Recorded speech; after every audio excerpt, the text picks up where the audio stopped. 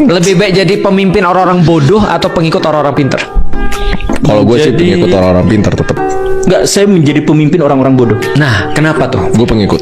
Kalau mereka benar-benar bodoh, maka mereka akan mengikuti orang seperti saya yang pintar. Tidak juga sih sebenarnya. Karena gini, Yang bodoh bakal mengikuti yang berani bodoh mungkin. itu, yang bodoh itu nggak peduli dengan siapa pemimpinnya. Tahu nggak? Kita baru bahas kemarin antara lebih parah mana orang jahat sama orang bodoh. Orang bodoh lebih parah. Iya, orang Artinya bodoh, Pak. karena orang bodoh itu ketika dia dipimpin dia nggak akan mau ngikutin. Karena dia orang bodoh gitu maksudnya. Jadi kita nggak bisa berbuat apapun dengan orang bodoh sebenarnya. Nah makanya problematikanya adalah kalau aku orangnya memang idealis sih. Aku orang idealis. Kalau aku ya daripada aku memimpin Indonesia yang kemudian nggak pintar ini, mendingan aku mati bersama orang-orang pintar. Oh gitu. Iya, karena dengan mati bersama orang-orang pintar, aku masuk dalam kosnya mereka. Ketika aku kemudian mati dengan orang-orang pintar, aku akan menghidupkan lagi orang-orang pintar juga. Kan ideas will never die. Bener. Ya kan, dia tinggal nunggu inang yang tepat kan sebenarnya kan ya. Gitu. Kalau gue refresh lah, mati untuk membuat orang-orang pintar. Bisa.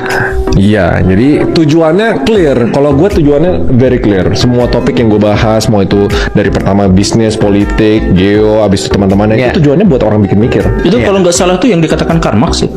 Apa tuh? Ya, Iya, Karl Marx tuh mati duluan sebelum akhirnya terkenal dan ide-idenya dipakai untuk membunuhin orang. wadidaw. Karl Marx. Tapi Karl Marx ini kalau sebenarnya Karl Marx itu dia berpikir dia menginspirasi. Jadi gini bedanya ya.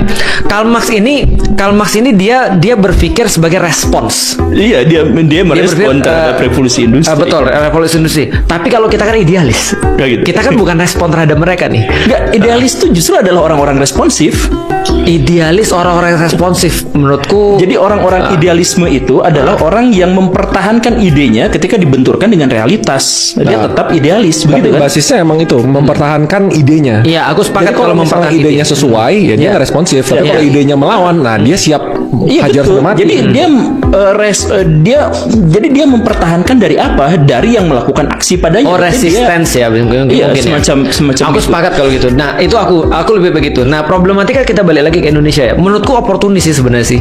Jadi sebenarnya pemimpin-pemimpin kita tuh oportunis karena dia melihat Oh, iya. kepemimpinan hanya sebagai sekadar kepemimpinan, tapi bukan amanah yang dipakai untuk mencerdaskan orang. Para pemimpin kita oportunis. Pemimpin kita itu adalah Prabowo dalam konteks ini. Ya, Oke. betul. Disebut Prabowo, terus. pertanyaan nih, Pak Prabowo kurang oportunis apa coba?